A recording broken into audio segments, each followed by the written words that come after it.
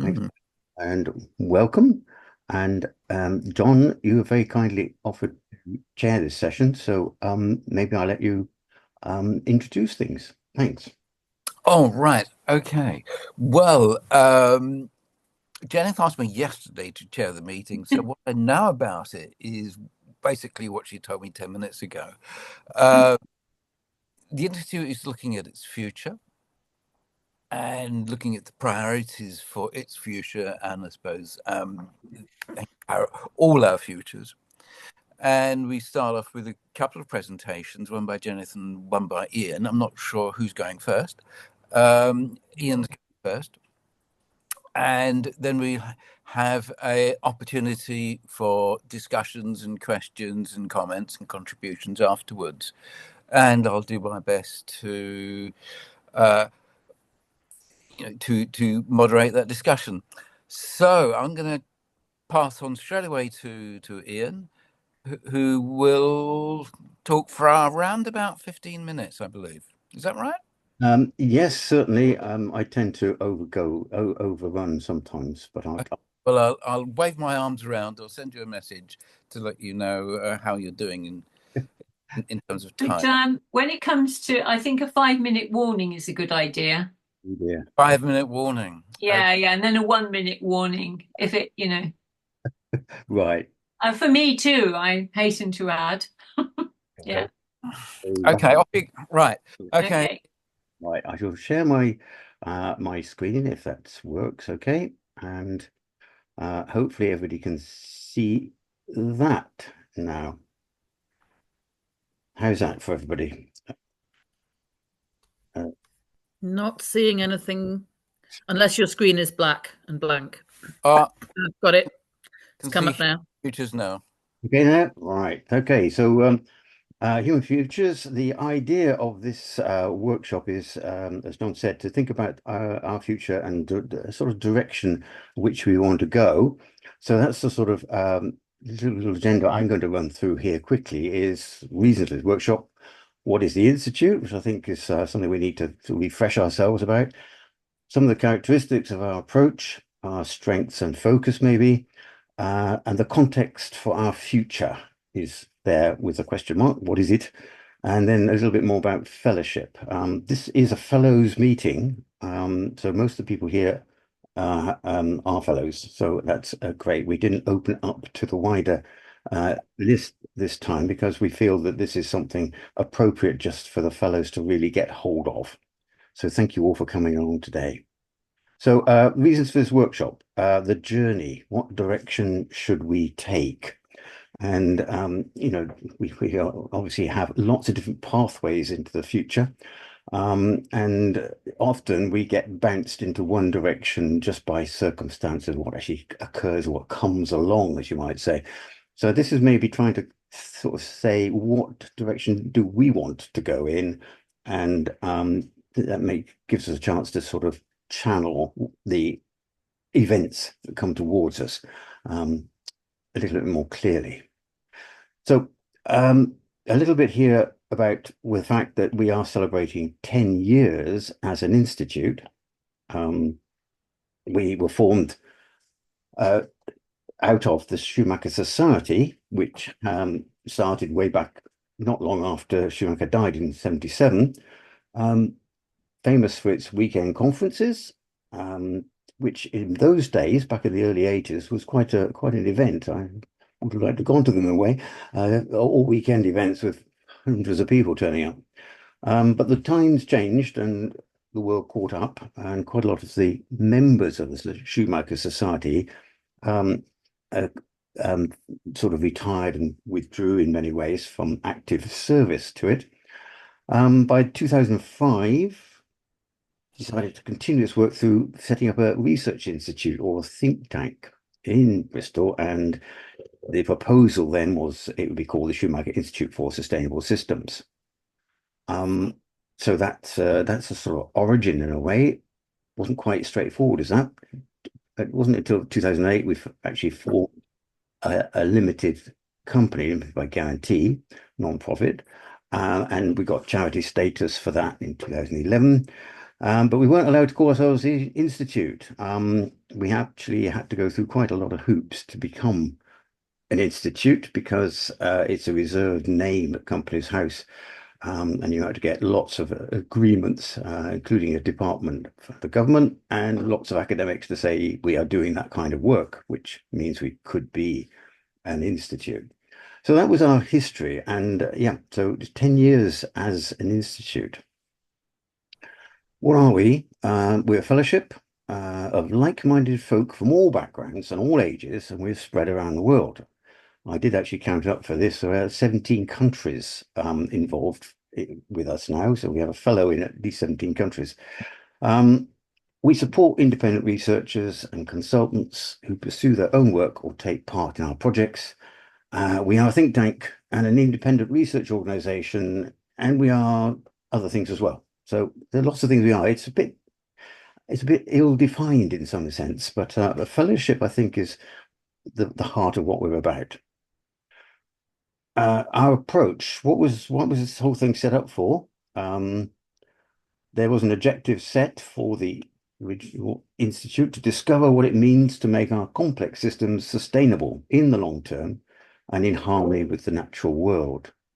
So it's very much about building enduring and appropriate scale systems where people matter. The sort of subtitle of Small is Beautiful comes into play there. Now, the word sustainable for us covers a huge range of ideas, embracing equity, ethics, justice, human fulfillment, and on and on. It's not just about environmental sustainability.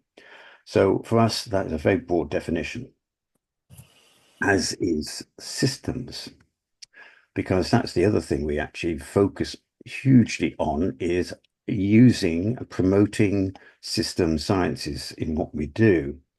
This is a well-known picture of the systems world. I think it needs updating a bit, but you can see there are a huge number of different branches within complex systems work, ranging from the sort of the mathematical right way through to the very sort of biological, evolutionary theories, etc. So part of what we try to do is to keep abreast of systems theories. We do education. We try to, get a lot of learning and teaching going around education we can. We practice it. We involve it in our projects. We sort of come into projects with that often as our unique selling point, you might say.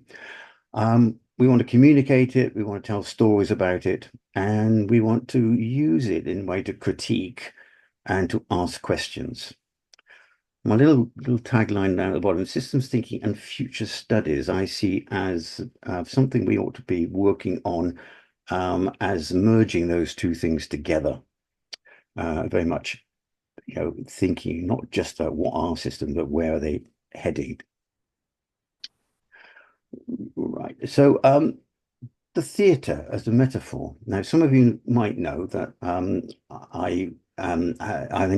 just about to cast, or I'm actually casting my seventh play at the moment, pantomime, in the village. So this is quite a nice little metaphor for me actually to work with, that we actually have a theatre with players, with stories, with scenery and costumes.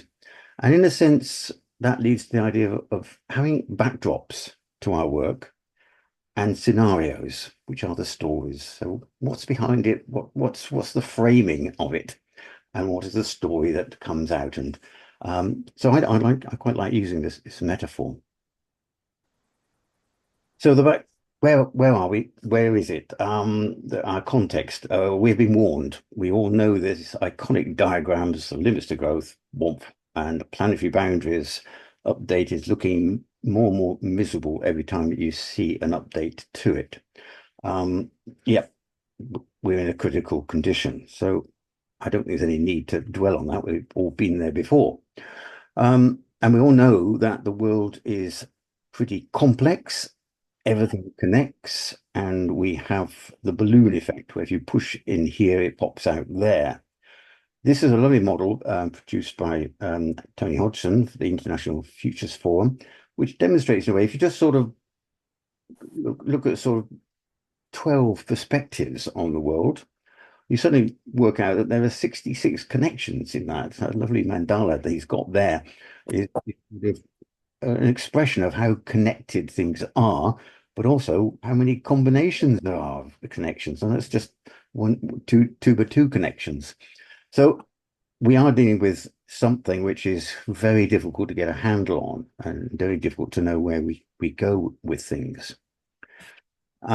Which I think this kind of diagram is also very useful to use, where we sort of have different levels of which we work. We often work at the sort of landscape or macro level, where we have sort of what we call mega trends actually happening. But beneath that, we have the whole raft of institutions and governance and rules of behavior, which work with and interact with the direct activities where we humans are, where things actually happen. And we have this sort of connection between the landscape and the grassroots with delays involved in it. And we have out of that direct activity, emergent phenomena feeding back and creating the megatrends. So we have a very interesting sort of loop, almost self-reinforcing loop here that's going on. But it's very interesting to look at trying to understand the complex world we live in terms of these different levels. I use this. This is from work I'm doing at the moment with Public Health Wales, and very much along those lines, where we see that there are lots of global and national scale systemic influences on what's going on, cultural pressures and social norms. And in the middle, we have the target, who the real people, the individuals. In this case, it's mothers and babies and infants, who are surrounded by families, surrounded by their peer group. They're the target, in a sense, of what we're trying to work with and improve the lives of. Over here on the right-hand side, you have the service level, the institutions that are feeding into it. So again, we have this sort of little bit of a loop going on. The global level, the assessment is there's some awful problems out there. We need to do something. Service level starts to do it and impacts into them. So that kind of level of systems approach, I think, is really important to sort of bear in mind with where we work. Where are we working? So let's quickly run through some backdrops. Recently, we published this from Seeding Our Future. We did this risk review. Dom did a great deal of work along with his wife and myself, and we looked at 8 major risks, aiming particularly at the community level. So these are what we actually looked at: extreme weather, energy, water, etc., all the way through. So this is it's on our website if you want to have a look at this. It's very much, as I say, taking these things and trying to understand the impacts at the community level of what's going on. So these are the sort of mega trends we have. We have some sort of what I'm calling these backdrops now. They are where we sort of have the scenery behind the work we do all the time. The demographics, food security, climate change, all the way through. And energy transition is being an extremely pertinent one, very important one, to just pull out a little bit and explore very quickly now. Sorry, first of all, yeah, the demographic one I think is really important. All the time we got to bear in mind the demographic shift that's actually happening in the world, and the fact that we have sort of declining birth rates in many parts of the world, but still overall population growth. And there's, looking at projections of this, there's quite a range. It's quite a sort of funnel effect of projections of where they might be, from very low to very high. And so we actually have to recognize that this is going to be a very strong and very important factor in anything we look at in terms of our systems work. And of course, I won't say any more about that because it's so much. I hope everybody is so much fully aware of that. Apart to say that it's really lovely to look at these pictures of the effect of sea level rise and how on earth we're going to cope with that, especially in certain parts of the UK and Northern Europe. There's going to be really interesting area to think about how we adapt in the next few decades to what might be coming. And I think it is this sort of graph that sort of figures so strongly in our thinking, the Seneca cliff, that fortune is of sluggish growth, but ruin is rapid. And this sort of picture is very much where we are. And I sort of love this sort of little bit from Hemingway. How did you go bankrupt? Bill asked. Two ways, Mike said, gradually and then suddenly. That's very much what we are faced with. We're there squeezing the maximum power out of this planet, and will only be stopped by resource depletion, a climate catastrophe, global war, or a combination of the above. And as you can probably feel at the moment, we're very much on that pathway. I just had to put this in, given that we have in the news the fact that we're not using coal anymore to generate power, end of coal. What would Schumacher have thought? Schumacher believed that coal should be used instead of petroleum to meet the world's energy needs. He viewed oil as a finite resource that would eventually become too expensive, and he was concerned that the richest reserves were in unstable countries. So it has probably peaked. Global coal consumption has got probably to the top now, but it's very interesting to sort of see how much still we are dependent on fossil fuel here in the form of coal. Where Schumacher was right was about oil production, and these graphs I think are very interesting to sort of think through. There's a Medium blog by somebody called The Honest Sorcerer, or B, and he produced this, and I thought it was very interesting to look at, that we are pretty much at that top of the graph now, and it's always downhill. And the increasing amount of oil needed to get oil out of the ground is what we've got to face with in the future. That is pretty scary, seeing how much of our world is dependent on oil, not just for fuel, but for everything else, from the roads to the plastics, etc. I won't go through this too much, but our energy and resources are being impacted, and the demand is just going through the roof still.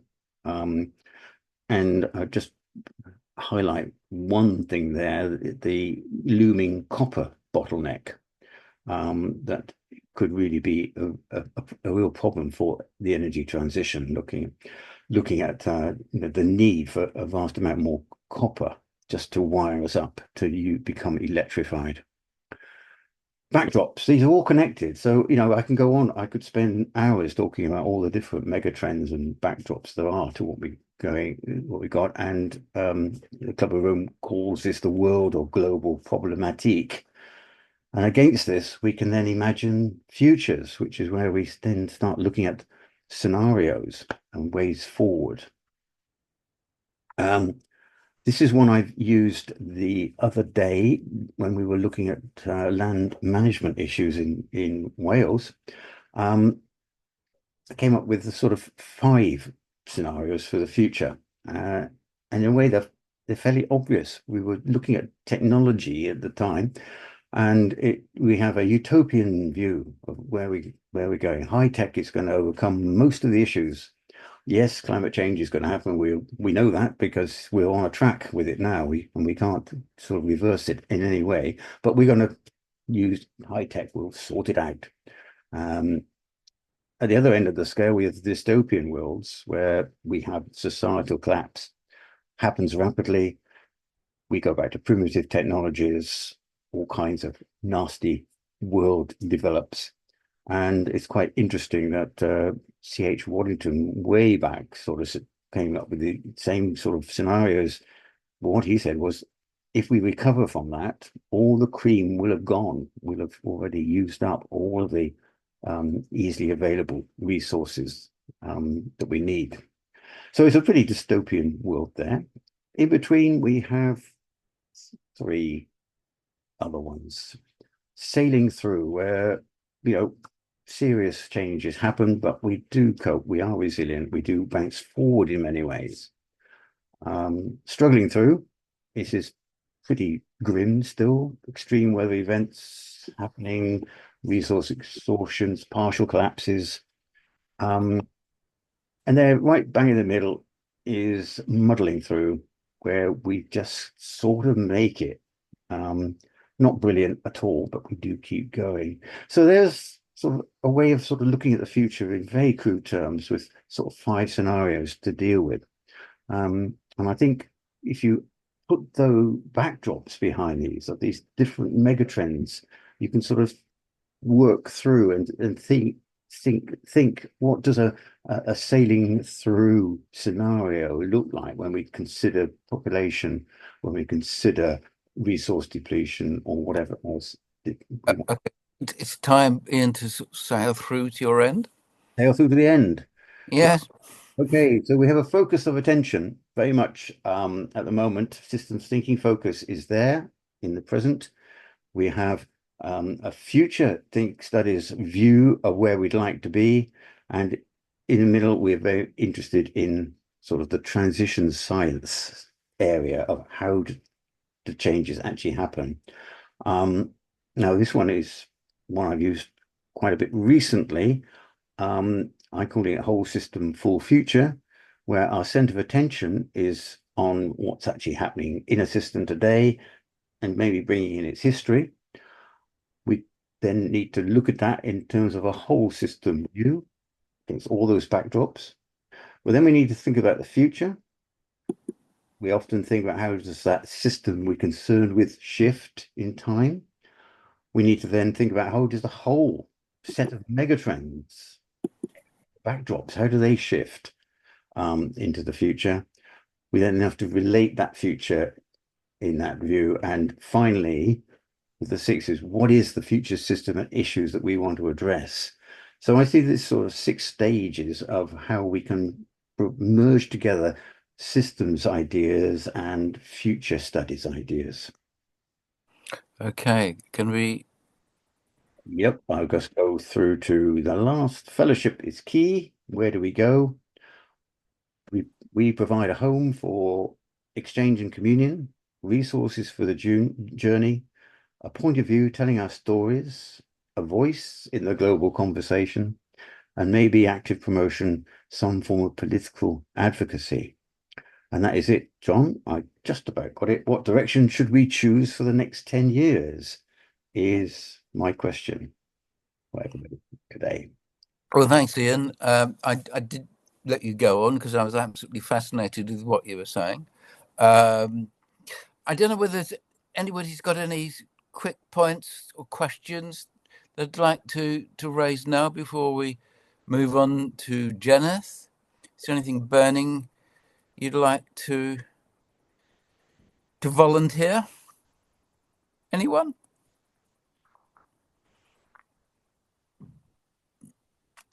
No. Well, Richard there. just Richard, I yeah, can't. very quick one. The next 10 years, would it be a very, very focused idea to actually posit what the next 10 years could be like, and against that trend, decide, or use that as our framework for what it is that we want to do? Yeah, I think so. And it's Is that implicitly what you're doing? yeah, I think that's very interesting. The work I'm doing with 2 different groups at the moment, where we are looking at the future, we are definitely looking long term, but they really want to have that 5 to 10 year focus, because that's where they're going to get measured on it, they're going to get evaluated on what they do. But nevertheless, first of all, we sort of have a very long term view, and then bring it back, so that we're not sort of cutting off and not recognizing that these trends are going to continue and potentially get even worse as we go forward.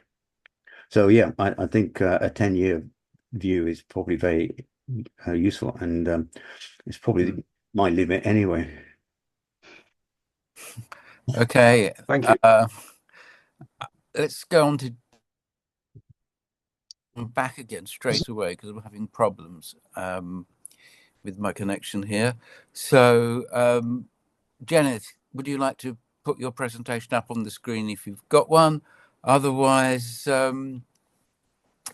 just sail on.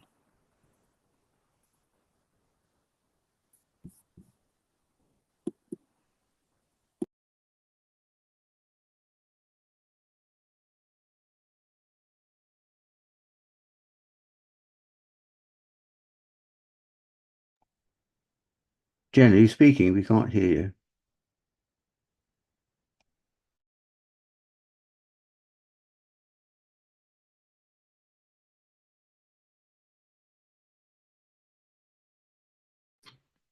Okay, fine.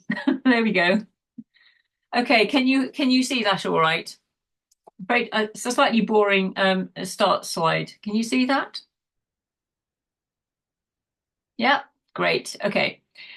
Okay, so I'm going to start off by looking at some sort of current or just thinking about scenarios again from a slightly different perspective to Ian, and looking at the UNEP one to start with, as this is a kind of very recent global attempt to summarize what's going on. And then I'm going to look at something I tried to put together about transition and the opportunities for various different scenarios for that at a different scale, more of a sort of UK scale or a country state level scale, perhaps, and think about the relationships between those, but then also ask some questions also about scenarios, because I think they're not entirely unproblematic. They have some tendencies about them, which I think we need to think about as well. So the UNEP report, as usual with what they produce, is really interesting. And it's the product of an enormous amount of work. It's allegedly a kind of they claim it's sort of interdisciplinary. I did look at the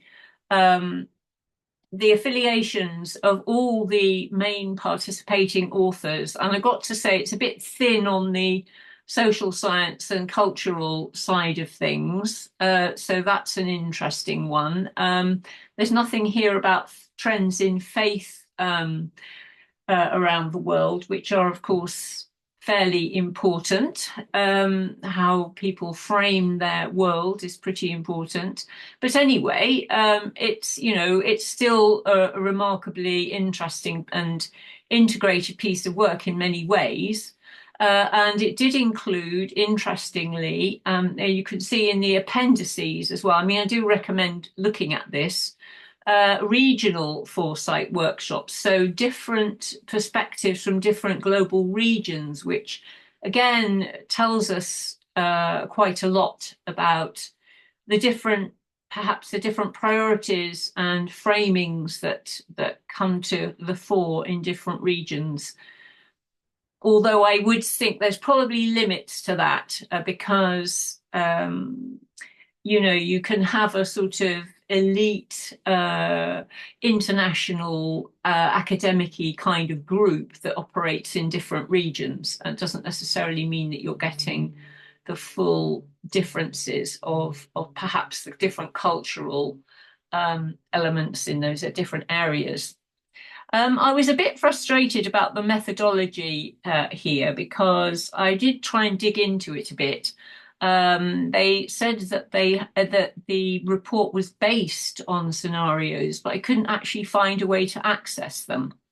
So in a way, the report itself is not exactly clear about what the different scenarios are, but what it does perhaps more traditionally in a way is to identify 8 key areas, and it uses an idea of shifts, signals, and disruptions. Again, I'm not entirely sure what the framing of that is. It's not super clear, but I think you'd find it interesting to look at as an example. Of course, we're also interested in the results, what they think, and the one of the frames that they're bringing in, which I'm not sure about, as a just a communication device, is this idea of a polycrisis, where different crises are sort of feeding in and out of each other. I think that's a good thing to communicate. Yeah, we can discuss that. The main areas, which I won't go through all the areas they identify, because you can see them yourself. But I think one area that I was particularly pleased that they picked up on was misinformation, declining trust, and polarization.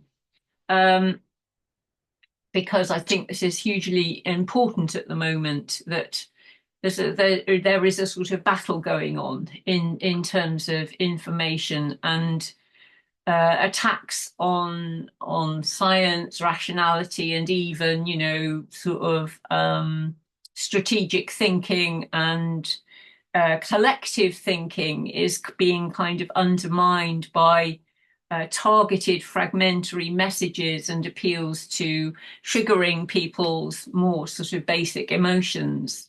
I mean, this is a very, very important trend. But I think as with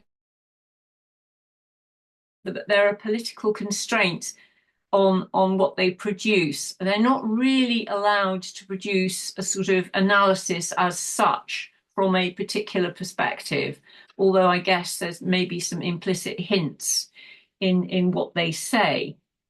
I guess there's the analysis, if you like, is more implied by the kind of solutions they propose. And I guess what was again quite heartening, even though all the trends that they refer to are pretty bad, is that they are talking about governance as a key game changer, really, and the whole emphasis is on how do we develop a governance that is suited to these kinds of challenges. And, you know, I do think myself that this is one of our key tasks, and that we haven't thought enough about it. They talk about new social contract. What might that look like with between government and people? Agile and adaptive governance, which we've talked about quite a bit in the Institute in various different ways, and new approaches to using knowledge, how we work with local knowledge and people's knowledge, in addition to expert knowledge. And there's a very, you know, good summary of why we need to think about foresight.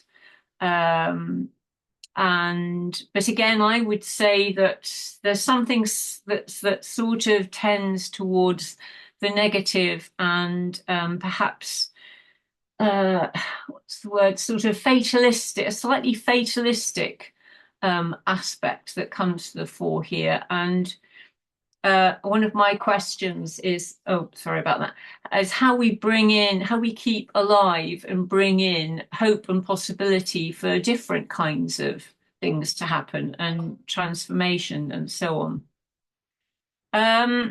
So just to go on to a slightly different level of concern, and I think this is one which might speak more directly perhaps to the Institute. Although we try to operate at different levels, I think our primary sort of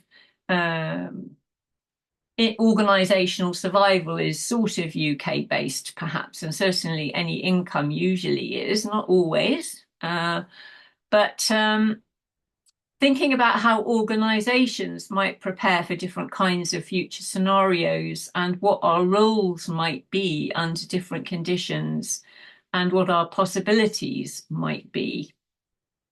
And can we develop a range of capacities that we can then mobilize according to, when opportunities arise? And can we deal with really obvious risks? And have we thought about any ones that are perhaps less obvious? This was a very tentative, really, attempt to summarize some of the discussions about thinking about transition, and what might be the conditions that help transition, mostly in the UK. And I guess one of the things I was looking at here is the influence of government and the extent to which government is committed to a real transition agenda, and what that means, and what that means for other organizations like us and like other kinds of organizations that are trying to get transitions to happen across different sectors. And part of this work sort of also led me to think about, along with others, why are we so stuck in transition, and think about the things that are actually blocking transition, including deliberate blocking of the type which we mentioned earlier, about those who are deliberately seeking to disrupt information about the changes that we need to make, and so on. So it's just sort of thinking about the different, is the climate in governance actually going to be conducive to organizations working on transition? Are there going to be opportunities to get funding and develop transitional programs? Is there going to be sufficient public awareness promoted by government and other agencies of the need for this? Is there going to be enough of a new social contract so that people feel that the changes that are necessary for transition are ones that they're prepared to make because they will be better off afterwards, and their children will have a future, so these kinds of elements. And when I looked at this again as I was doing this presentation, I thought actually this could be done a lot more systematically, because I think we have a tendency to be a bit intuitive when we're talking about scenarios. I think we could identify sort of key elements of social life, if you like, that could be decisive, and then think about how they might combine together. And I'll come on to some of the issues about scenarios and a bit more critical stuff in a minute. So the idea is to consider different policy and social environments in which organizations might be trying to carry out transitions. And there's a sense in which, I think, having looked at thinking more about the path dependency and the blocks to transition, that there's quite a lot of very sort of tokenistic performance going on, sometimes at sort of government level. This is what tends to happen in Wales slightly. We've got a lot of very good ideas and quite a lot of policy frameworks, but they don't actually hit the ground. There's a big gap in between. It's better to have the ambition perhaps and the gap than not have the ambition, but we also want to work out how things can be effective. And then there's the question of resilience in terms of risks, and the kinds of possibilities that whose responsibility is it to prepare for worst case scenarios, and how much effort do we put in preparing for those scenarios, and how much effort do we put in trying to mobilize and motivate new kinds of directions, which maybe might be able to get us out of some of the worst potential scenarios that we're heading towards. To what extent, and this is something I really think the UNEP report should have done more. What's actually really hard baked into the system that we really know, and what is changeable.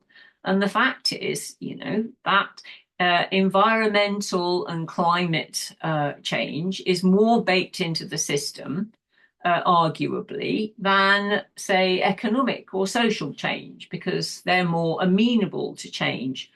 And some people would say, well, are they?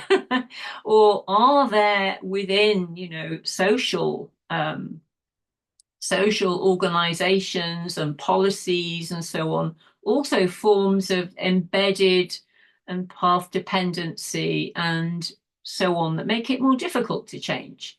Can we actually target those and do something about it? And that's partly what I'm discussing with my colleagues Vala and Ingrid in our sort of project called Stuck in Transition.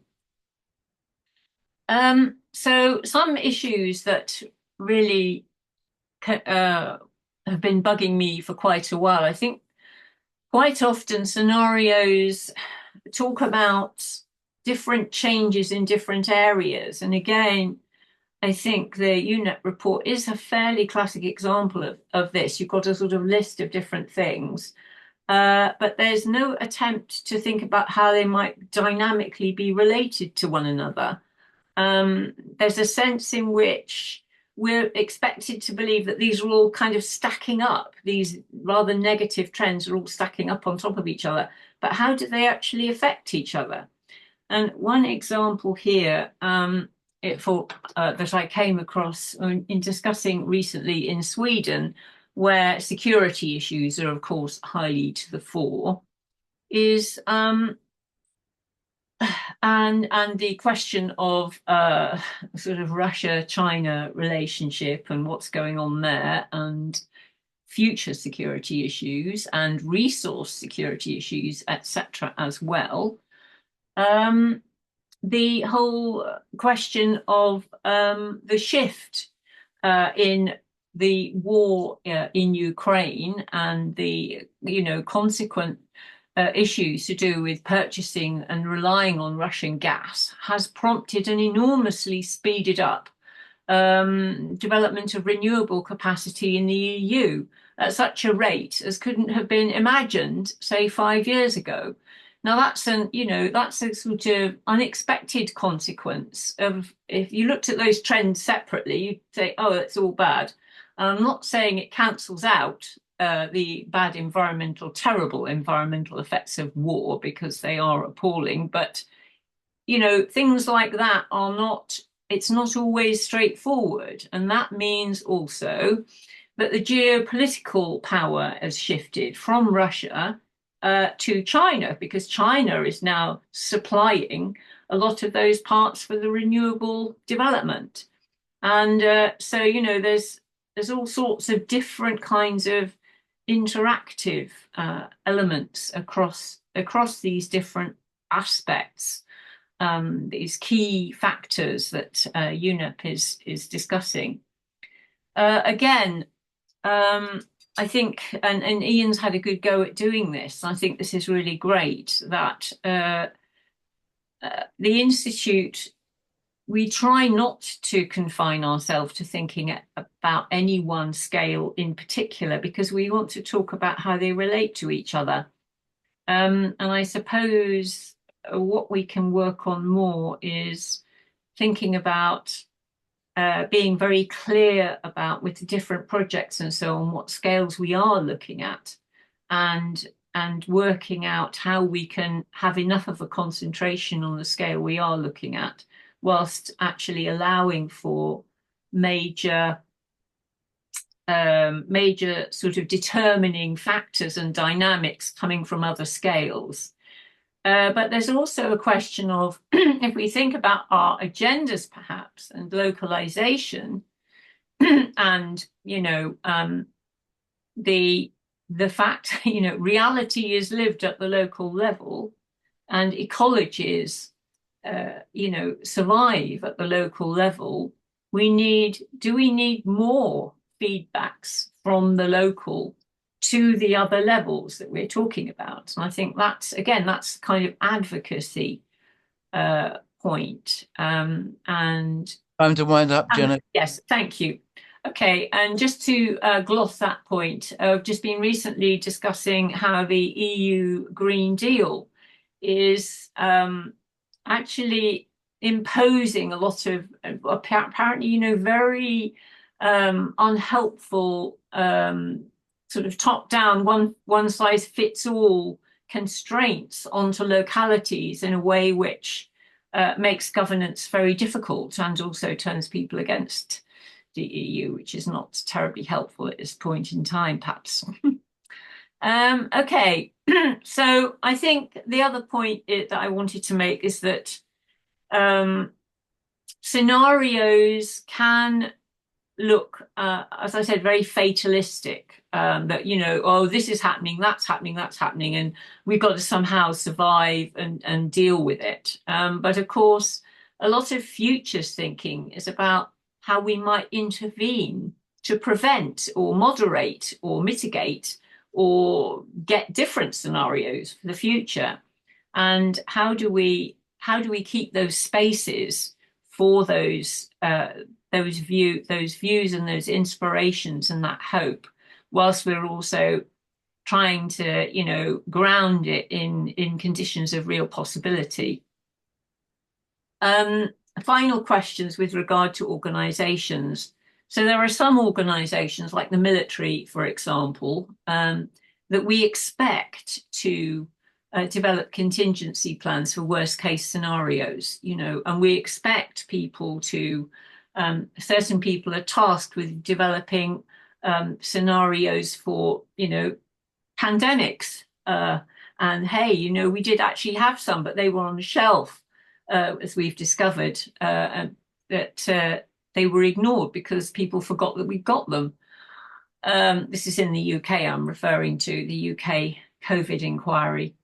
So I'm just really asking some questions about continuing to bring in hope and possibility, and wondering if there's a difference between futures thinking, which tries to do this and tries to strategize for different kinds of futures, perhaps, and foresight thinking as practiced by UNEP, which seems to be a bit more tied to how things carry on if they're going to carry on as usual.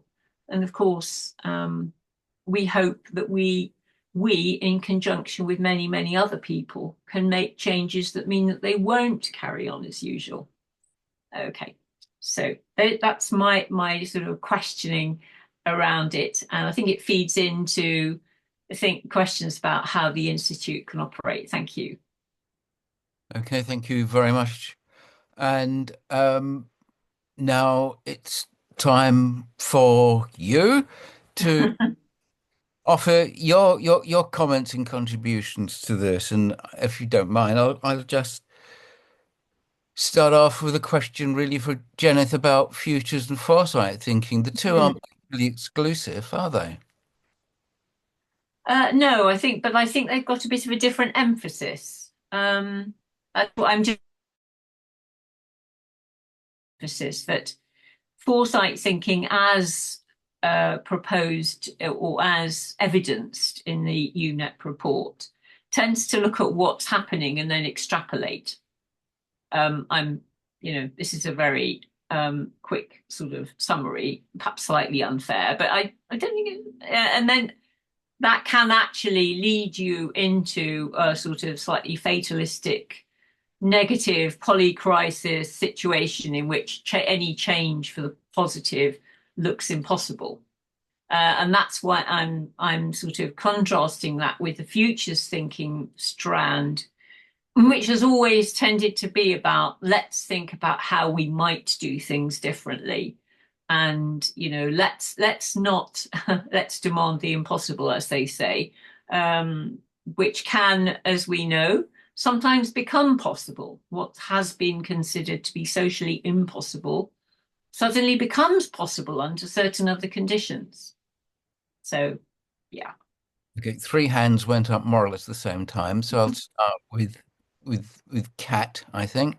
No, it's My right to my me left. first, if you don't mind. Yeah, I'm struck by a question which I just wrote to myself, which is what are TSI's levers of influence? We're all individuals. We all have our various activities where we go about doing our busy things, and we then have this marvelous conviviality and fellowship, which I think, which for me is wonderful. But the thing I'm wondering is how we can be agents of influence. And I think it was really important for me to identify my agency opportunities. And I do have some agency opportunities, but what I'm sensing here is that I'm not drawing on the support of the deep thinking that has been going on over the years of the Schumacher Institute and its fellows in order to make me, as a tip of the spear in my particular domain of interest and activity, more effective. I think this for me is the critical point to address, because unless I can, as it were, harness our wonderful colloquial energy, ideas, and enthusiasm, I'm not really doing my job. In my case, my influence is in the world of electricity and energy, but also in local communities, in local, little bit of local governance. And I'm seeing there some wonderful parallels. The word social contract. I've been working on National Grid electricity distribution social contract as part of what I do as a customer, part of a customer panel. Wouldn't it be great to be able to be coherent with other forms of the social contract concept, such that when I talk to my colleagues in National Grid about this, I have in my head a resource that I can drawn from the work that we do collectively. Similarly, scenarios. That in the world of electricity, there's something called distribution future energy scenarios, which is something that National Grid tend to do it. And by the way, that's changing because as of 2 days ago, we now have something called the National Energy Systems Operator. Now, they are charged with bringing whole systems thinking to the combination of electricity, gas, or the gas system, and anything else that's relevant to energy and systems interactions, which includes transport, by the way. That is the concrete is being poured on that one. It's not set. I think there's a wonderful opportunity to infect that otherwise terribly bureaucratic organization with some really neat ideas. So I'll leave it there because I just wanted to just drop that seed and let's see what else might come out. Thank you. I agree with a lot of what you said there, Richard, that we interact, we have influence when we directly connect in with a project or whatever. With what you're doing with National Grid, yeah, with what I'm doing probably of Wales at the moment, we have that micro level of influence. We're not able to sort of shift big things at all. We have no voice out there as I frame it at the moment. And I think that is potentially what we should be looking for the next 10 years is to have that voice and to know how we can actually make a bigger noise about things and have a bigger influence, particularly around what we have as our sort of uniqueness, I hope, is this way of trying to get people to look at things from a very systemic point of view. So that's what I think is a challenge for us. We as individuals, fellows have done fantastic jobs of their own in various different ways. All kinds of books are published, etc., that have actually had an influence. But we actually haven't got something which is more pulled together, should we say, as this is the Institute's way of looking at it. And this is where we can maybe have a bigger influence at a higher scale than we do at the moment. Yeah. And if I may just follow on just a quick observation, I may have an opportunity of having a conversation with a junior minister to do with energy, and it's somebody that you may well know.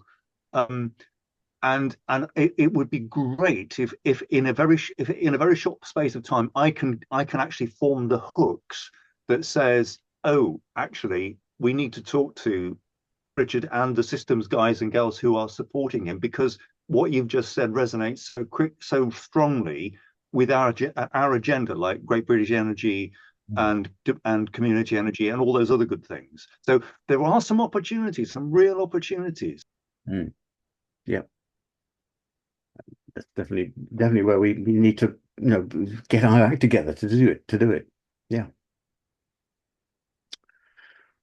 Okay. Jennifer, have you got anything to add? I don't think so at the moment. I'm sort of pondering that one a bit. Yeah. You carry on pondering, and Yeah. and now Kat to saying her piece. Yeah, thanks. Before I do, though, can I just ask Jennifer very quickly, in your second to last slide, you said we sometimes aren't clear about where and how we want to intervene. By we, do you mean the Institute or all agencies or like-minded people?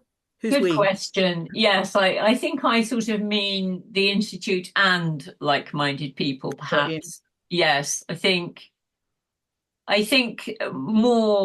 more work could be done to create a typology of intervention possibilities around scenarios. Let me put it that way.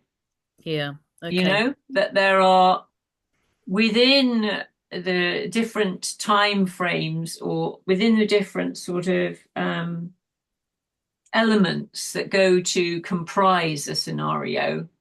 Some of them are more hardwired, some of them are more susceptible of change, and some of them are really pretty open. And there are different possibilities there for intervention. I guess that's what I'm on about. Thanks. Yeah. No, that's good. So there were two observations I wanted to make, and one is a really quick one, but part of my work is with an organization called Green Christian, which has a sub-project called Borrowed Time, which is very like deep adaptation. You'll remember, Ian, that's where I think we first met when I worked for them. And also Eden Vigil, which is an American organization. So looking at what you were saying about faith-based movement building and faith-based behavior change, it's very interesting to see that there's a distinction between faith-based eco-activism and faith-based eco-realism, which is not in conflict. There may be a tension, but it's saying at the same time as doing everything we can, we still need to adapt to the fact that certain things are already unfolding. Talking climate is a great way to empty a church, I know from experience giving services, but there's a growing movement of faith leaders, particularly in Christian circles, but elsewhere as well, who are keen to engage with how they support their congregations in engaging with future scenarios, some of which are deeply uncomfortable. And the wariness around it has been, A, it's gloomy, and B, people don't want to feel guilty. But I think I could point you towards numerous faith leaders who are working on how they can develop how they engage with their congregations. So that was just one observation. And then from the systems perspective, so I've spent a bit of time in the tax justice arena, and as part of that also the economic and accounting arena. And one thing that's really clear is that organizations, you were talking about how organizations are preparing for different future scenarios. For most organizations, it's not built into their DNA that they might need to be sunsetted and just say, we can't retool ourselves. There is no place for us. Yes. And accounting systems, if accounting principles were correctly developed and honestly applied, many organizations would already be showing themselves as to be unviable, because the level of depreciation of some assets that is required for, let's say, if there's an honest commitment to net zero or whatever it might be, is just not being reflected. So in some ways, the corporate vehicle is, I mean, it's an outdated vehicle anyway. In the US, there's an underused provision that was used when companies were first created for winding up companies that are no longer serving a public good. And that doesn't quite exist here. Yeah, there are some little attempts at it, but they've not been tested in court. But we kind of need to abandon this obsession with efficiency in shoveling wealth up into the pockets of shareholder groups and accept that a degree of redundancy is essential for any form of resilience. I'd prefer it if we didn't have to kind of acknowledge that by monetizing redundancy, because everything gets monetized, but it might be the only way that... Anyway, so that's just an observation that there needs to be a way to sunset organizations that are not either willing or able to be adapted. Yeah, we have. I mean, I'll let Ian do this, but we have discussed about whether Schumacher Institute might need, we might be sunsetting. We might need to sunset. Who knows? I mean, some other organisations that were contemporary with ours kind of have, but who knows? What do you think, Ian? Well, yeah, I think that's an underutilized way of thinking, isn't it? There are many organizations that just keep going, and there's raison d'etre every day is just to get through that next quarter, whatever it might be, without understanding that they're bankrupt. They come off the Seneca cliff. They're at the bottom, but they're hanging on by their fingernails. Squeezing every last drop of oil out of it. Yeah, so let's have a little bit more of that in many ways, and repurpose them, of their assets if they can be, redevelop them, or at least honestly account for them. Honestly account for them, absolutely, yeah. So maybe, yeah. I'd be quite happy if tomorrow, after we've gone through our little process of thinking, we say, well, we've done a good job, let's go home, if that's what it is. But maybe we haven't done a good job yet, and we've still got work to do. Indeed. Yes, I think that's really interesting, especially if it comes from within the organization. It becomes terribly problematic if that winding up is forced on the organization externally. That's a real political but thank you very much for that, Kat. And now I'd just like to move on to Nicolette, please.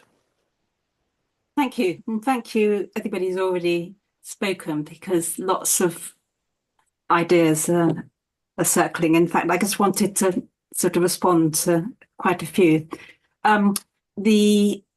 Jennifer, you talked about people often getting stuck in their own immediate system, be that the local, the regional, or whatever, and not doing it. And Ian, you talked, well, in a comment, you said, well, the real challenge is to sort of change the reductionist thinking, which is actually creating a resistance to understanding the sort of more systemic approach which we're talking about. And then again, Richard, I found that absolutely so pertinent, saying, well, we've got to identify what levers of influence we have. And sort of bringing all those comments together, I think the way I make sense of all the sort of this we've been talking about is very much in terms of a nested living systems approach. So that and a living, where the living systems, where the systems which actually survive against all the challenges in the long term are the ones which actually are sort of transfer value between higher systems and lower systems, so that they've always got an eye, not just for their own immediate needs of their particular system, but the needs and potential of the adjacent ones. And that, for me, helps me think, well, understanding the systems which are contiguous with the ones where our main focus of interest at the time is really helpful. One thing I wanted to pick up another point, which I think this is very much Schumacher, very much in the spirit of the Schumacher Institute with the localism.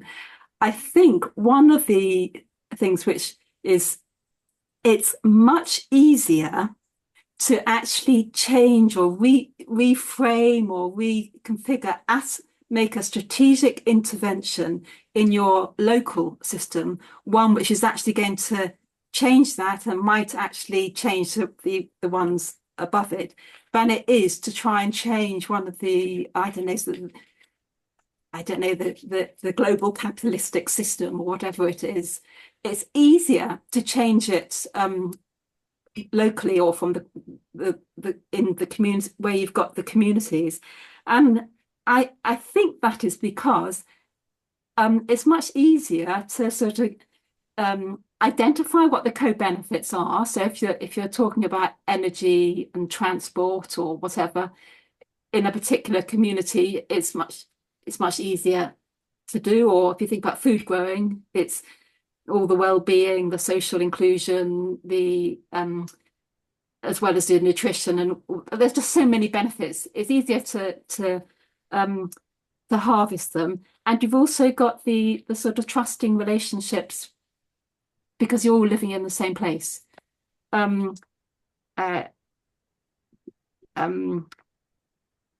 just finally, just to pick up on Kat's point about whether if only people applied the accounting principles properly, you'd be able to address a lot of the problems. But I think that the fact that, and I think this is reflected in the foresight report you were talking about. I haven't read it, so I'm trusting your perception of it, Jennifer. But I'm saying that because we're the whole of most of us in West are programmed, pre-programmed through the education system, through the institutions which we've worked in, into a much more reductionist way of thinking. That's the lens which the accountants fall into that category as well. They don't see the potential to apply the principles in a more systemic way. I'll leave it there. I think you're dead right there. In part, it's applying them properly. In part, it requires the accounting principles run by the accounting regulators to be adapted and catch up as well. And they do have the capacity to think in that more systemic fashion, I think. Seems to me there needs to be a whole lot of learning going on in a number of organisations if that's going to happen. I don't know whether Jennifer or Ian would like to respond to Nicolette's observations. I wanted to say something about the trust issue that Nicolette brought up, because I think it's really interesting. So I agree, it's easier to establish social trust amongst a smaller group of people, however, I think that the social trust that can exist in democracies and has, to quite a considerable extent existed in democracies and is kind of measurable, especially in the Nordic democracies, is a really, really interesting, important and essential thing to keep alive. And I do think, there's a whole current, much, a live debate fomented by the sense that democracy is under threat from inside and outside in a way. I think, there's more interesting stuff here to be thought through about the necessity for environmental governance at those kinds of levels, as well as at the local level. The kind of governance that actually enables and encourages local activity and it learns from local knowledge. You know, it's can we take democracy to the next stage? Again, you know, this would be rather than thinking about, oh, it's, you know, it's under attack, it's going to decline, da da da da. Well, maybe it's not. Maybe this is the, you know, troublesome time that we are going through before a new kind of phase of democracy. So there's very, very interesting stuff written on social trust in Nordic social and political science, which I won't go on about now, but yeah, it does exist. And I think, you know, there's a definite campaign by certain very well organized people to destroy it, to destroy social trust in democracy. And it links to the destruction of knowledge as well. I think there are embedded problems that we need to overcome, but there are also some very, you know, there's some bad agents out there working in bad faith. And I think we need to recognise that too. But I think, Jenny, I agree with a lot of what you said, but I think my point is that you can build trust much easier at the local level, and then you can develop ways of actually amplifying the those relationships through the governance. And I'll just give you an example which ties up a bit with the work Richard is doing. I've been one of the founding members of Bath and West Community Energy, and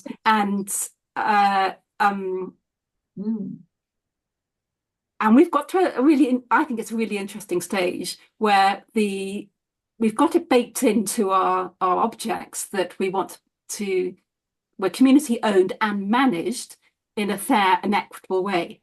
However, we got to a size and a stage in our development where we've got, you know, a big pipeline of renewable energy projects, and we're also working on the retrofit, so on the demand side as well in our local area.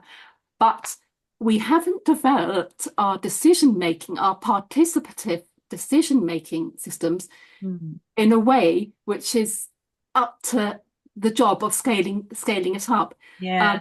Although I'm doing my bit, I'm doing my really big no, that's to work on that area. But I think building trust you've got to sow the seeds, and once they've become sort of seedlings, then you can put in some decision-making processes around that, which enables you to scale it a bit. But trying to change the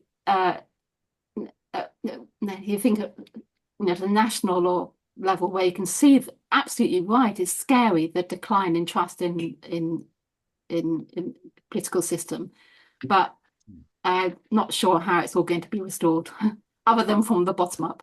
These are terribly interesting questions, and I think so, historically it's very interesting because democracies haven't existed for very long in terms of historical civilization, and maybe they're not working.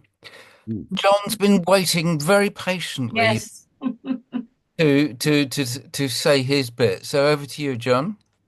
I'm happy to be patient. I was interested in what people had to say, but here we are.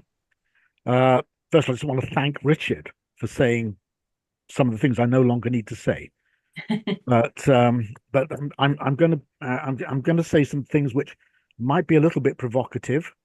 I don't mean them to be, not in a negative sense anyway. But it seems to me that TSI operates with a hub and spoke model.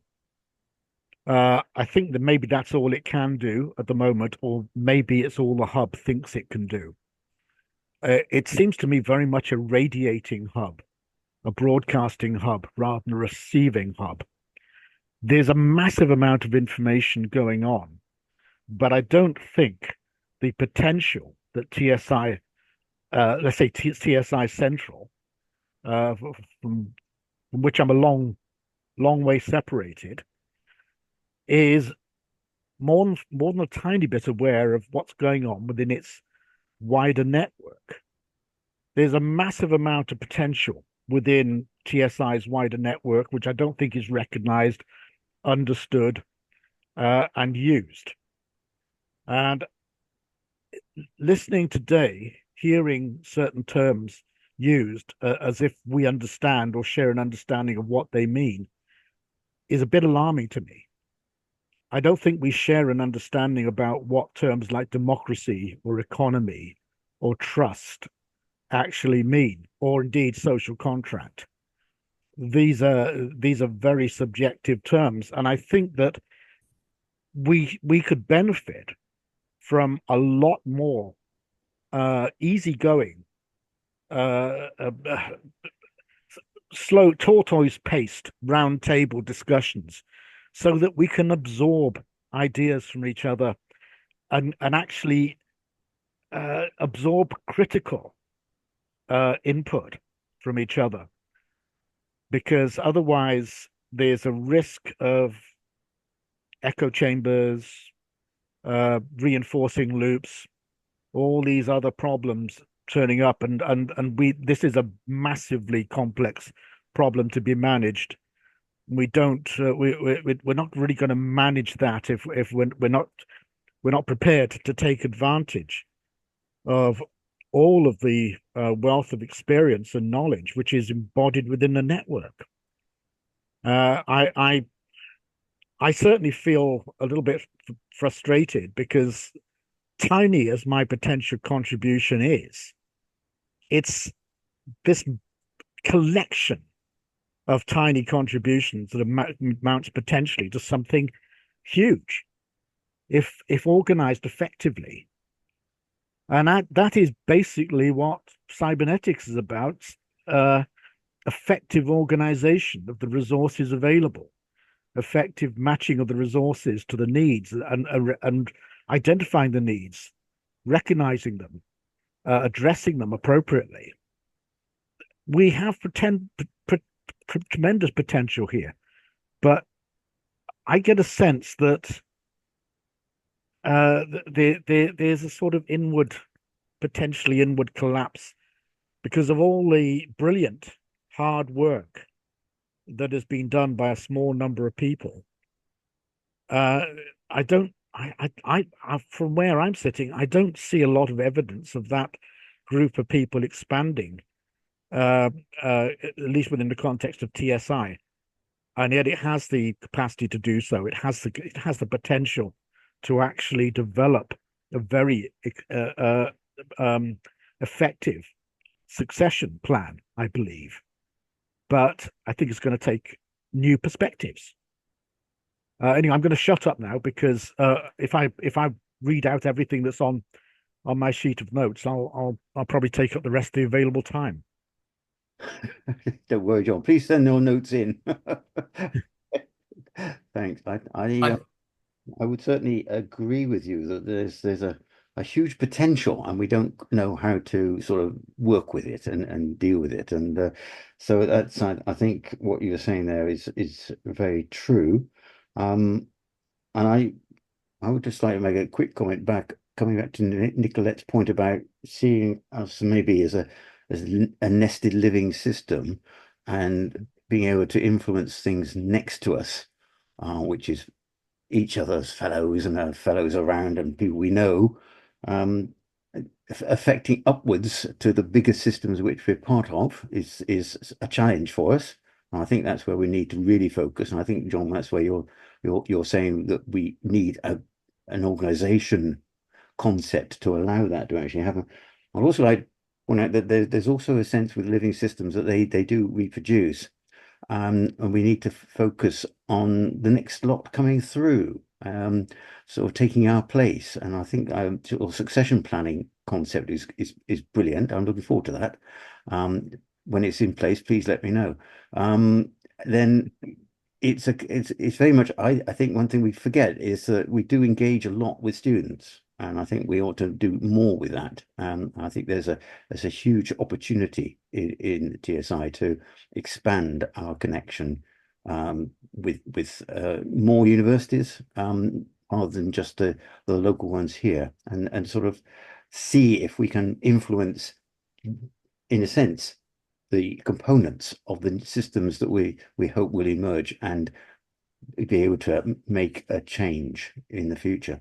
So that's thank you for the observations you've made there. Thanks. It's 5:25, so time is moving on. We've got Stuart and Dina. I didn't see who came first because my little squares keep on jumping around. So can I ask Adina to say her piece, please? I think it was Stuart, so I would be quite happy to let him speak first. Okay. All right, Stuart then. If you don't mind, John, sorry to No, interfere, not in the but least. I Go just feel he's been waiting for longer. Okay, and in that case, you're very kind, Stuart. Okay, thanks very much. Can you hear me okay? Yeah, very good. Thank you. It's been fascinating conversation. I've not long been a fellow, so I'm still learning how things work. But so I'm going to twist the question around a little bit, if you don't mind. There's obviously a lot of work done on the whatever next risk review. So I'd really like to ask the question from that: was there anything that actually falls out from that, where you think, oh, of course, that's where we should be applying some more thought and effort, where the institute could have slightly more pivotal role. And before you come back in that, the things I've heard just in reflecting today is around systems and using systems to be able to promote this idea of a wider expansion of the possible, which I personally that resonates with me quite well, working with DEFRA for so long. Education and inform at all different levels, like you're saying, links with universities, but also public. And I was also particularly struck by new governance. So I'd be interested if any of those items particularly came out of kind of a so what after doing the whatever next risk review. Yes, I think like so many things, we sort of spend a great deal of effort and time producing and researching and analyzing and putting together what we think should go into a document like that. And we talk to a lot of people to produce it. Then the question is, well, how do you get to use it? How does it actually suddenly get to influence things? And just by sheer coincidence today, I was having a conversation online with one of our past students, who's now a fellow, who is working for the Railway Safety Board, and doing a lot of foresight work. And he referred to that document, risk review, and he said it's absolutely just on target for what they're trying to achieve. So we don't know sometimes how we have an influence. And maybe it's one of these things we have to accept that, we just hope that some of it gets out there and used. As you can obviously tell from the fact that we've got no resources in the Institute, we haven't got anybody there who can actually go out and start doing things with it. The other interesting thing, and again, it's pure coincidence, it was today that there's another big project starting up, which is based on that risk review, looking at how to move these ideas into communities. That's a big project just starting, which we're on the edge of and will be part of. But so these things have their own life, and hopefully they get picked up. But yeah. Is there any chance for another project looking not just into communities, but also moving into influence, as you say, higher level governance organizations as well? Well, we would have to sort of find a way to generate that, I think. And if we do rely on fellows picking up on ideas and moving with them, really. Yeah. Sure. Okay. Thank you very much. Okay, Adina, your turn. Yeah, thank you. And thank you for organizing this kind of workshop and meeting, Ian and Janet. I think we don't need to sunset yet, probably. I think system thinking is still definitely needed and very much missing. The problem is that organizations and people don't see that it's not there and it should be there more. And I'm not sure how can we make how we can make that happen. And I very much agree with Richard, who said at the beginning that we have this great resource, us and TSI, and we are not really sure how to connect and use this resource more. And I think it might especially be true for me, who is a non-UK person, and I really enjoy coming to this meeting and participating in discussions and sharing my thoughts, but I'm not really sure how to connect more and how to participate more, because a lot of things seem to be UK based. It's natural, but it's a bit more challenging for us to get connected and to get involved in projects, even involuntarily, because I'm happy to do voluntary work as much as paid work. And maybe this is part of the challenge, how to stay international, how to involve international fellows more, and for us, how to learn more from you, or, get active more. And maybe we can learn from other organizations. I'm part of a similar network, which is, well, the difference is that it's fully voluntary, but the way we have found to create impact is to have concrete projects, not just paid projects. But at the beginning, the way we started is we went to international conferences that many of us were interested in, and then we organized our own special sessions. And this way we had a way of meeting and sharing thoughts, but also attracting others and sharing our thoughts with others. We tried to always select conferences that are impactful and not just, any conference, but we spent quite a long time selecting the conferences. And also sometimes we organized like an extra half a day, which was just devoted to this organization, and it was academic, and we shared thoughts and papers and commented on papers, but we opened it to others as well. But it was a good way for us to have some impact and make sure we are visible. That's just one idea. I'm sure we can brainstorm more.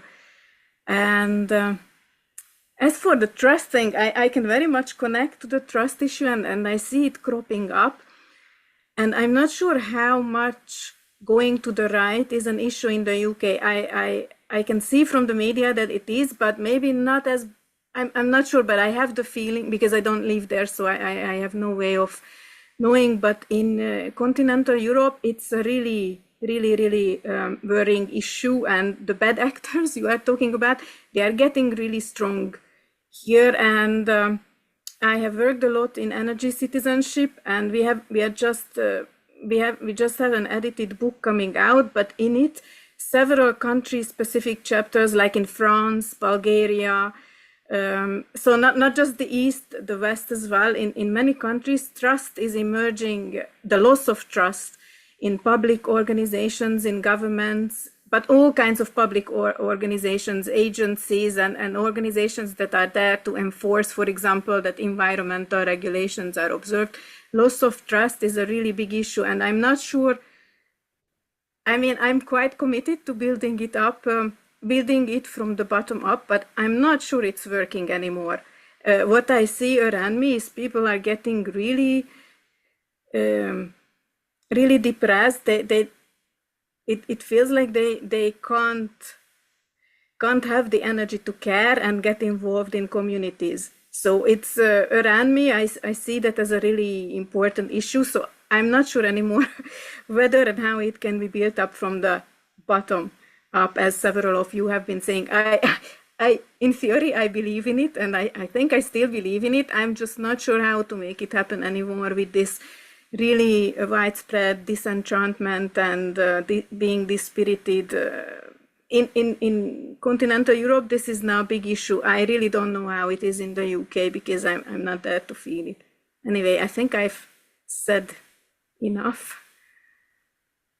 So I'll shut up now. Okay, any thoughts from Ian or? Well, Dina, thank you very much for those thoughts on trust. Yes, a huge issue. And I think we may be fooling ourselves a little bit in the UK that things aren't as bad as they might be, but certainly an area to explore a lot. And that leads to your earlier point, which is very much about the international dimension that I think we ought to cultivate more and more, and recognize that we are, we're not just about the UK here. We are about global issues. And so many of them, and yes, they get realized here in our context on our doorstep. And if we want to work with communities, well, you don't go very far to find them. But I do think sharing ideas across the world is so important for what we want to do. And getting that perspective, I think, is absolutely brilliant. It was really interesting, our collaboration with Comey and producing the climate toolkit was very much that it would be something available to any community anywhere in the world. And it was sort of produced with that in mind from the beginning. And I think that's possibly where we ought to have that ethos in the work we do, that this isn't just about how we do things in the UK, but we draw on experiences everywhere and we offer something back to everywhere. So I think the issue of trust is really important, but I also wonder sometimes whether the political process and political institutions and even some politicians are actually trustworthy or worthy of the trust which people say is now missing. So maybe, well, at least for me, sometimes I think the failure of trust is because of the failure of the institutions themselves. Nicola? I'll wait and say something at the end, if that's all right. Yeah. I just wanted to pick up on what's I've lost your name now. There you are, Edina was saying, and about the sort of loss of hope and feeling powerlessness at the erosion of trust in the institutions. And I think, John, you also just put your finger on. I think what's happening is that we've got a bad system or a bad institution which actually trumps the good intentions of the majority of actors who have to function within that system because they're sort of trapped in it.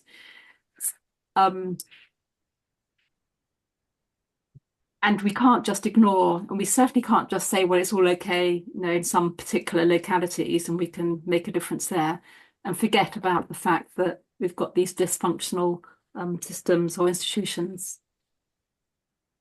which are preventing other communities to do so. Yes, thank you. I don't see any hands. So we might be sunsetting this meeting. I've got a few remarks. and if so, before the sun actually finally below the horizon, can I ask Ian and Jenny to offer us their final thoughts? Yeah. Well, I'll go very quickly to say thank you, everybody. There's a wealth of information and ideas which are going to be a lot tomorrow, and hopefully we'll sort of devise a way forward which doesn't sunset us completely, but maybe we'll sort of go the other end of the day and look for a new dawn for what we're going to do. I'll hand over to Jen because I think you had a thing or two to say there. Yeah. Yes, I wanted to come back on this whole question about hope and possibility and keeping open the sense of possibility for different kinds of futures than the one we seem to be heading for. It brings me back to your remark, Nicolette, about and this is going back to some stuff that we've done again, which I think is still really, really relevant in today's world mess. you know, is still important to have some kind of more idealistic vision of how we could share this planet. And I wanted to talk about our commitment to convergence, the idea that, you know, we want to support adjacent systems to also be flourishing ones, and that means other nations. And, you know, I for example, if we would agree with one of Putin's recently released critics that the regime will collapse suddenly, should we be thinking about how we would actually assist Russia to emerge that could be better, rather than, you know, because if the normal, business as usual took place, as it did after Glasnost, you know, where the corporations rushed in and treated the whole thing in a sort of vulture way, and led to a lot of further oppression, to cut a long story short, or helped to lead to it, let me say. I mean, obviously it's multifactorial and all that. I mean, you know, there are many different ways in which adopting a more idealistic view of how we could relate to each other in a global way on this limited planet needs to be, we need to keep on saying it and keep on sort of putting stuff out there that actually responds to the vast majority of people in the world don't want war and conflict, and we know that, and also would, you know, want to have a livable planet for their children. So, you know, I think there's a real important place for keeping on, keeping those voices of idealism and different futures awake and alive. And on that point, I want to say, let's also not underestimate the function that people have referred to here of having a place to talk to others about it, because, you know, it's great to say, okay, how can we make this more impactful? But when I went to our Indian partner, SCAD, one of the guys who was a teacher was saying, well, you know, we want our teachers to also have time to develop their own thinking and their own inspiration, because you can't light someone else's candle if your own has gone out. And I think there's a really important function of keeping the candle alive, going. And, you know, that the Institute does part of that. So let's not forget these more, perhaps, you know, these more inspirational and, yeah, and just to get back to Ian's point about impact, my brother has a bit of a joke, but it's kind of serious joke, that maybe impact, the most important impacts are sort of in inverse proportion to their ease of measurement.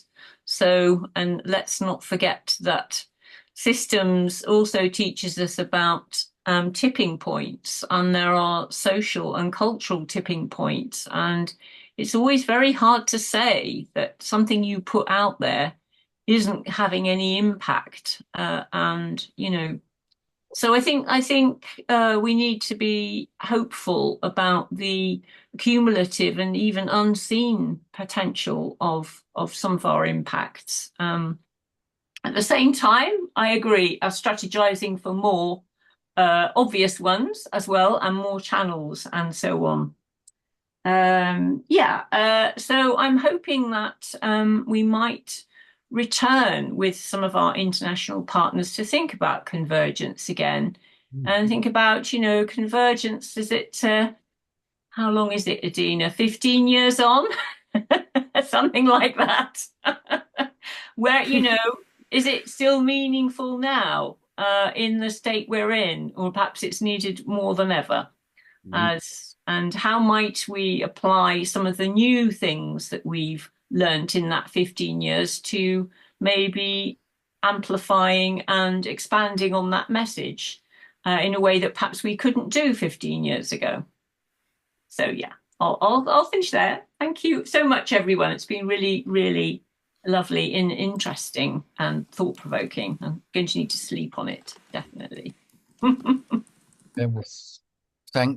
I thank you all very much, and good luck to Ian and Jeneth with tomorrow's meeting. Any further business, Ian? No, just to emphasize my thanks to everybody for some great ideas and thoughts. As we head into the sunset, maybe we have to light the candles. I'm trying to think up a bit here, but Okay. yeah, Okay, well, have a good sleep on it. Yeah, thank you very much. Have a good evening wherever you Thanks, are. everyone. thank you. Thanks. Good Yeah, night. thank you all. Bye. Bye. Lovely to see you. Take care.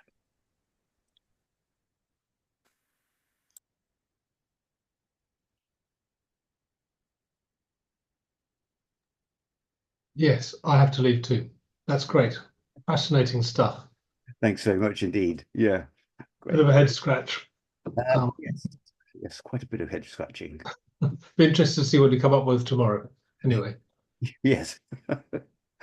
Well, we can but try and hope. Yes, I think that's a really important word to put in the center. Yeah. yes. See my comment from Jane Fonda and Greta. Yes, active. Anyway, that's good. Right, great stuff. Be in touch. Cheers, Joanne. Okay, bye-bye.